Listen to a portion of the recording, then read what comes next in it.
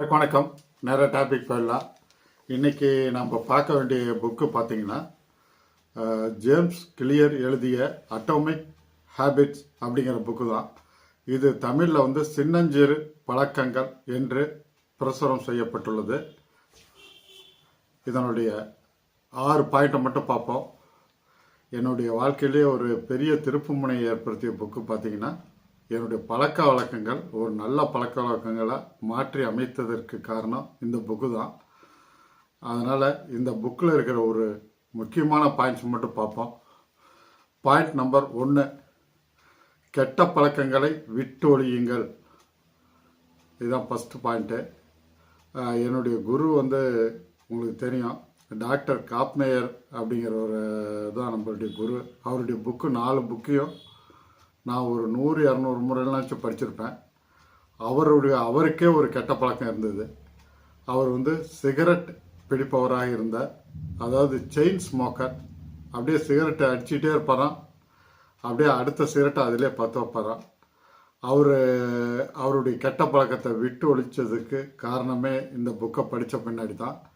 அது இல்லாமல் அவருடைய ஸ்லோகங்களையும் அவர் மனதுக்குள்ளே கூற ஆரம்பித்தார். அதாவது இந்த சிகரெட் பிடிக்கும் பழக்கத்தை விட்டுவிட்டேன் அப்படின்ட்டு கூற அந்த பழக்கங்களை அப்படியே கொஞ்சம் கொஞ்சமாக விட ஆரம்பித்தார். அது இல்லாமல் இந்த புக்கில் இருக்கிற நிறைய பாயிண்ட்ஸுங்களை அவர் ஃபாலோ பண்ணதுனால அந்த கெட்ட பழக்கத்திலேருந்து விடுபட ஆரம்பித்தார். விடுபட்டும் விட்டார். எனவே நாமளும் நமக்கு தெரிந்த கெட்ட பழக்கங்கள் ஏதாவது இருக்கலாம். அதனால தான் நீங்கள் ஒரு நோட் புக் எடுத்துங்க. அதில் ஒரு நடுநிலைமையோடு நீங்கள் ஒரு ஜட்ஜு மாதிரி இருக்கணும்.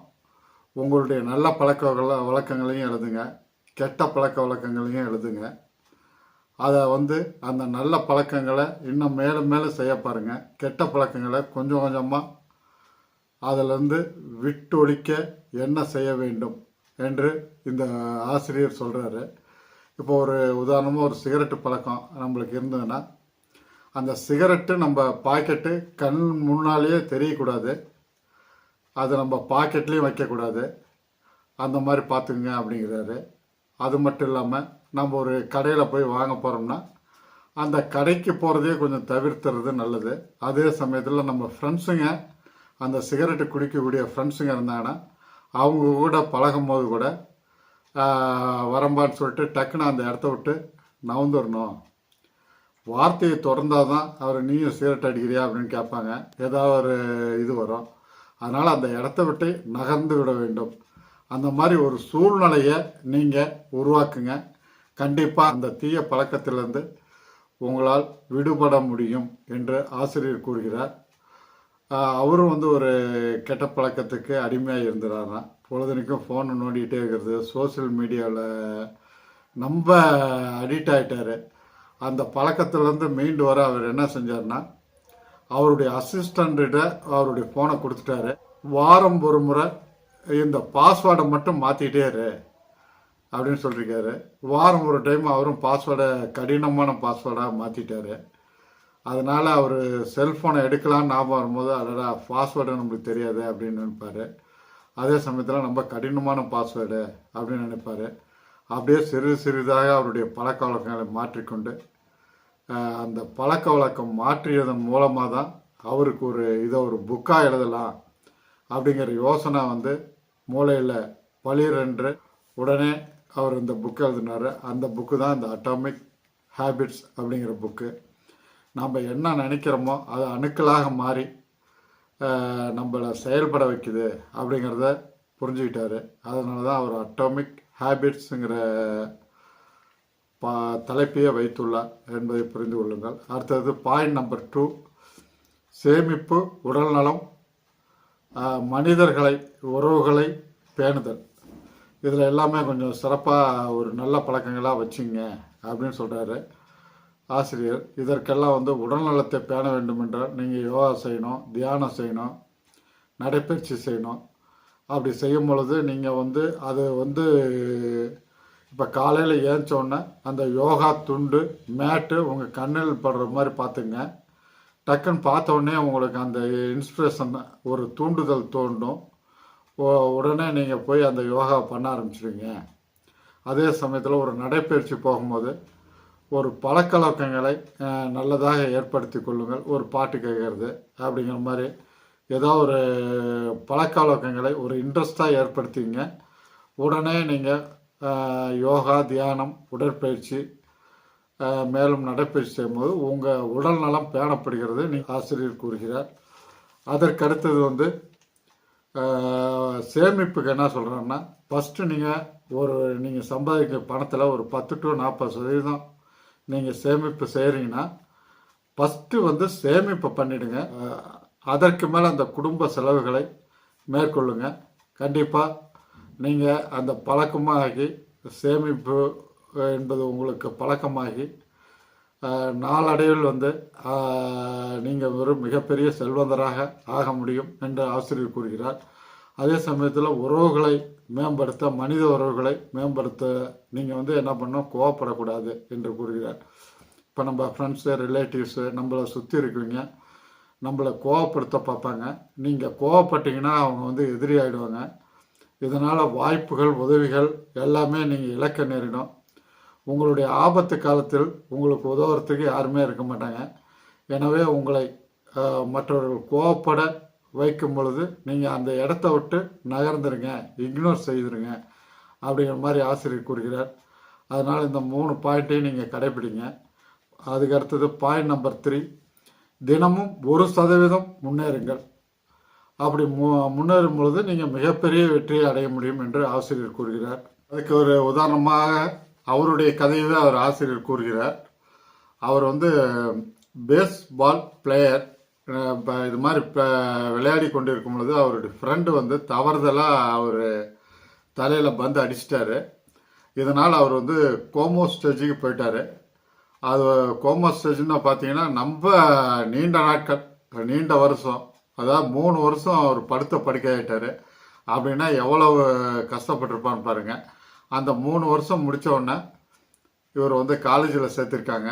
இருந்தாலும் அந்த பழைய நினைவுகள் வந்து அவர் கொஞ்சம் கொஞ்சமாக அப்படியே மாற முயற்சி செய்கிறாரு. அப்போ வந்து அவருக்கு வந்து நம்ம ஹேபிட்லாம் கொஞ்சம் மாற்றிக்கணும், நல்ல பழக்க வழக்கங்களை கொண்டு வரணும் அப்படின்ட்டு முடிவு பண்ணுறாரு. நேரத்தில் ஏந்திரிக்கிறாரு, படிக்கிறாரு, அதே சமயத்தில் ரூம்லாம் க்ளீன் பண்ணுறாரு, ஒரு நல்ல நண்பர்களோடு பழகிறாரு, தினமும் நிறைய நேரம் படிக்கிறாரு, அதை எழுதி பார்க்குறாரு. இப்படியே பயிற்சி செய்ய செய்ய செய்ய செய்ய அது வந்து அவருடைய பழக்க வழக்கங்களாக மாறிவிடுகிறது. அவர் வந்து பின்னாளில் வந்து ஒரு மிகப்பெரிய அந்த யூனிவர்சிட்டியில் நம்பர் 1 ஸ்டூடெண்ட்டாக வந்துட்டார். அப்போ தான் அவருக்கு இப்போ தோன்றுச்சு, நம்ம பழக்க வழக்கங்களை, நல்ல பழக்க வழக்கங்களை மாற்றிக்கொள்ளும் பொழுது நாம் உயர்வடைகிறோம் அப்படிங்கிறத புரிஞ்சுக்கிட்டாரு. அதனால் நீங்கள் வந்து உங்களுடைய பழக்க வழக்கங்களையும், சின்ன சின்ன பழக்க வழக்கங்களையும் ஒவ்வொரு நாளைக்கும் 1% முன்னேற்றம் காண்ற மாதிரி பாருங்கள். அந்த 1% முன்னேற்றம் பின்னாளில் வந்து பல சதவீதம் முன்னேற்றமாக மாறி மிகப்பெரிய வெற்றி அடைய முடியும். அதனால் மிகப்பெரிய இலக்கு வைத்தவர்கள் எல்லாம் முன்னாளில் வந்து சின்னஞ்சிறு பழக்க வழக்கங்களை பெரிதான பழக்க வழக்கங்களாக, நல்ல பழக்க வழக்கங்களாக மாற்றியதன் மூலம்தான் மிகப்பெரிய இலக்கு அவங்க அடைஞ்சிருக்காங்க. அதனால் ஒருத்தர் வந்து பார்த்திங்கன்னா, நம்ம சுற்று வட்டாரத்தில் பார்த்திங்கன்னா திடீர்னு ஒருத்தர் விஐபி இருப்பார். அவர் எப்படி விஐபி வந்தார்னா, ஒரே நாளில் அவர் வந்திருக்க முடியாது. ஒவ்வொரு நாளும் சின்னஞ்சிறு பழக்கங்களை மேற்கொண்டு ஒவ்வொரு சதவீதமாக அவருடைய பழக்க வழக்கங்களை மாற்றியதன் மூலமாக அவங்க ஒரு மிகப்பெரிய விஐபியாக வர முடிந்தது. பாயிண்ட் நம்பர் 4, சின்னஞ்சிறு நல்ல பழக்கம். அதாவது இலக்கை அடைய நீங்கள் வந்து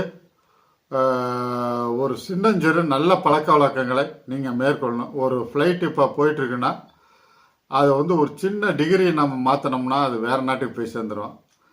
அதனால் உங்களுடைய டைரக்ஷனை எப்பயுமே மாற்றாதீங்க. சின்னஞ்சிறு பழக்கங்களையும் நல்ல பழக்கங்களாக கடைபிடிங்க. நல்ல மனிதர்களோடு சேருங்க. உங்களுடைய சூழ்நிலை எப்படியாக இருந்தாலும் நீங்கள் நல்ல பழக்க வழக்கங்களை மேற்கொள்ளும் பொழுது, விடாமுயற்சியோடு நீங்கள் செயல்படும் பொழுது கண்டிப்பாக வெற்றி அடைய முடியும். எனவே சின்னஞ்சிறு பழக்க வழக்கங்களை நீங்கள் முறையாக, ரெகுலராக, டெய்லி செய்கிற மாதிரி பார்த்துங்க. பாயிண்ட் நம்பர் 5, பெரிய இலக்குகளில் வெற்றி அடைய 4 ஸ்டேஜ் இருக்குன்னு சொல்கிறாரு. அதாவது ஃபஸ்ட்டு ஸ்டேஜ் வந்து க்யூட், அதாவது அழகாக தூண்டுதல் அப்படின்னு சொல்கிறாரு. ரெண்டாவது வந்து கிரேவிங், ஏங்குதல் அப்படின்னு சொல்கிறாரு. மூணாவது ரெஸ்பான்ஸ், அதாவது அவருடைய பதிலை வந்து சுலபமாக்கணும் அப்படிங்கிறாரு. நாலாவது ரிவார்ட், பரிசு என்று சொல்கிறார் ஆசிரியர். அந்த பெரிய இலக்கை நீங்கள் அடைய முற்படும் போது, ஆரம்பிக்கும் பொழுது ஒரு அழகான தூண்டுதலை ஏற்படுத்துங்கிறாரு. அதாவது ஒரு செயலை செய்யும் பொழுது ஃபஸ்ட்டு இன்ஃப்ரெஷன் இஸ் பெஸ்ட்டு இன்ஃப்ரெஷன் சொல்லுவாங்க. அந்த மாதிரி நீங்கள் அதை அழகாக ஆக்குங்க. ஒரு இன்ட்ரெஸ்டாக ஒரு வேலையை செய்யும் போது அது நம்மளுக்கு இன்ட்ரெஸ்ட் ஆகணும்னா ஒரு உடல் அணியறதுல இன்ட்ரெஸ்ட் ஆகலாம், அல்லது அந்த சூழ்நிலையை நம்ம பார்த்தோன்னா மனசு பரவசப்படலாம். இப்படி ஒரு அழகான தூண்டுதலை ஃபஸ்ட்டு ஏற்படுத்துங்க என்று ஆசிரியர் கூறுகிறார். அதுக்கு அடுத்தது அந்த வெற்றி எப்படி இருக்கும் அப்படின்னு ஏங்குங்க, ஏங்கி உடனே செயல்பட ஆரம்பிங்க என்று கூறுகிறார். மூணாவது வந்து பதிலை வந்து சுலபமாக்குது. அதாவது இப்போ வந்து ரெஸ்பான்ஸ், அதை வந்து சுலபமாக்குங்க. ஒரு வேலையை செய்கிறீங்கன்னா அது ரொம்ப சுலபமானதுன்னு நினைங்க, அதை சுலபமாக செய்யுங்க, அதே உங்களுக்கு சுலபமாக ஆகிடும் என்று கூறுகிறார். அதுக்கடுத்து ஒரு ரிவார்ட், பரிசு. உங்களுக்குள்ள ஒரு சின்ன சின்ன வெற்றிகளுக்கு ஒரு சின்ன சின்ன பரிசு கொடுத்துங்க. அப்போ அந்த சின்ன சின்ன வெற்றிகள்லாம் பார்த்தீங்கன்னா ஒரு பெரிய வெற்றியாக மாறும். நீங்கள் ஒரு பெரிய அந்தஸ்து அடைய முடியும், ஒரு பெரிய மனிதராக வலம் வர முடியும் என்று ஆசிரியர் கூறுகிறார். அதாவது பாயிண்ட் நம்பர் 6, நல்ல பழக்க வழக்கங்களை கவர்ச்சிகரமாக ஆக்குங்கள் என்று கூறுகிறார். ஒரு கடினமான பழக்க வழக்கங்கள் தான் நல்ல பழக்க வழக்கங்களாக இருக்கும். அதனால் அதை வந்து நம்ம ஈஸி நினைங்க. உதாரணமாக நான் வந்து பார்த்தீங்கன்னா ரெகுலராக யோகா பண்ணுறேன், தியானம் பண்ணுறேன், நடைப்பயிற்சி செய்கிறேன். இது நம்ம ஃபஸ்ட்டு ஸ்டார்ட் பண்ணும் போது நம்ம ஈஸியாக இருக்குது அப்படின்னு நினைப்பேன். அதே மாதிரி முடித்தோன்னா இவ்வளோ ரொம்ப ஈஸியாக இருக்க அப்படிங்கிற மாதிரி நான் நினைப்பேன். கண்டிப்பாக அந்த மாதிரி நீங்கள் நினச்சிங்கன்னா ரெகுலராக நீங்கள் யோகா பண்ண முடியும், தியானம் பண்ண முடியும், உடற்பயிற்சி செய்ய முடியும், நடைப்பயிற்சி செய்ய முடியும். இதனால் உங்கள் உடல் நலம் பேணப்படும். அதில் எந்த ஒரு மாற்று கருத்து வேணாம். அதே மாதிரி ரெகுலராக ஒரு வேலையை செய்ய ஆரம்பிச்சிங்கன்னா ஃபஸ்ட்டு ஆரம்பிக்கும் போது கொஞ்சம் சிரமமாக இருக்கும். அப்புறம் அந்த வேலையை செய்ய செய்ய செய்ய உங்களுக்கு பழகிடும். அதே ஒரு பழக்க வழக்கங்களாக மாறிடும். அதையே நீங்கள் ஒரு கவர்ச்சிகரமாக நினைங்க. அதே சமயத்தில் ஒரு யோகா, தியானம், நடைப்பயிற்சி இப்படி செய்யும் பொழுது உங்களுடைய இலக்குகளை ஒரு சுலோகமாக்கி உங்களுடைய கடவுளுடைய பெயரை சொல்லி அவருடைய உதவியால் நீங்கள் அந்த இலக்கை அடைஞ்சிட்டேன் அப்படிங்கிற மாதிரி சுலோகமாக மாற்றி கூறிக்கொண்டே இருங்கள். அது உள்மனதில் பதியும், அது பிரபஞ்சத்துக்கிட்ட சென்றுவிடும். அப்பொழுது அந்த பிரபஞ்சம் வந்து உங்களுக்கு சூழ்நிலை உருவாக்கும். சூழ்நிலையை உருவாக்குவதன் மூலம் நீங்கள் வெற்றி அடைய முடியும். அதில் எந்த மாற்று கருத்தும் உங்களுக்கு வேணாம். அதுக்கடுத்தது பஜாஜ் ஹவுசிங் ஃபைனான்ஸ் லிமிட்டனுடைய Q3 ரிசல்ட்டை பார்ப்போம். இதனுடைய டோட்டல் ரெவன்யூ வந்து இயர் வந்து டிசம்பர் 2023 1946.18 கோடி, டிசம்பர் 2024 2448.86 கோடி ஏறி உள்ளது. ஓகே. அதுக்கு அடுத்தது குவார்டர் ஆன் குவார்ட்டர் செப்டம்பர் 2024 2410.15 கோடி, டிசம்பர் 2024 2448.86 கோடி ஏறியுள்ளது. ஓகே. அதுக்கடுத்து நெட் ப்ராஃபிட் நிகர லாபம் பார்த்துருவோம். இயர் வந்து டிசம்பர் 2023 436.97 கோடி, டிசம்பர் 2024 548.02 கோடி ஏறியுள்ளது. ஓகே. அதுக்கடுத்தது குவார்டர் ஆன் குவார்ட்டர் செப்டம்பர் 2024 545.60 கோடி, டிசம்பர் 2024 548.02 கோடி ஏறியுள்ளது. ஓகே. அதுக்கடுத்து EPS வந்து இயர் டிசம்பர் 2023 0.65, டிசம்பர் 2024 0.66 ஏறி உள்ளது. ஓகே.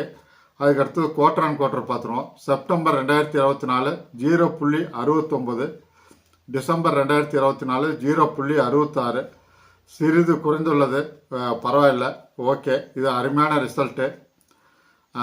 நம்ம கஸ்டமருக்கு, ஷேர் ஹோல்டருக்கு அள்ளித்தர நிறுவனம் பார்த்திங்கன்னா பஜாஜ் நிறுவனமும் ஒன்று, இதுக்கு உதாரணமாக பார்த்தீங்கன்னா Bajaj finance, Bajaj fin service, Bajaj auto, இப்படி நிறையா உதாரணங்களை நம்ம சொல்ல முடியும். அதனால் நீங்கள் கவலையாக பட வேண்டியதில்லை. இதில் இன்வெஸ்ட் பண்ணிட்டு ஒரு நீண்ட காலம் 3 வருஷம், 5 வருஷம், 10 வருஷம் இப்படி பொறுக்கும் போது மிகப்பெரிய பெனிஃபிட்டை நீங்கள் அடைவீர்கள். இப்போ இருக்கிறத நீங்கள் பார்க்க வேணாம். ஒரு நிகர லாபம் ஒரு 548 கோடி கொடுத்துருக்குன்னா இது எவ்வளோ பெரிய விஷயம் அப்படிங்கிறத நீங்கள் பாருங்கள். கண்டிப்பாக இதை கன்சிடர் பண்ணுங்கள். அதே சமயத்தில் இது பிடிச்சிருந்தா லைக் பண்ணுங்கள், சப்ஸ்கிரைப் பண்ணுங்கள், ஃப்ரெண்ட்ஸ் அண்ட் ரிலேட்டிவ்க்கு ஷேர் பண்ணுங்கள். அதே சமயத்தில் மனசை நீங்கள் வலிமைப்படுத்துங்க, உடல் நலத்தையும் பேணுங்க, மனித உறவுகளையும் நல்ல உறவுகளை நீங்கள் சமமாக நடத்துங்க, எல்லோரோடையும் இன்முகமாக இருங்க. அதுக்கு பழைய வீடியோக்கள்லாம் பாருங்கள், டைம் இருக்கும்போதெல்லாம் பாருங்கள். கண்டிப்பாக நீங்கள் ஒரு வெற்றிகரமான மனிதராக வர முடியுங்கிறதுல எந்த சந்தேகமும் வேண்டாம். அதே சமயத்தில் அடுத்த காரணம் இன்னும் சுவாரஸ்யமான விஷயங்களுடன் உங்களை சந்திக்கிறேன். நன்றி, வணக்கம்.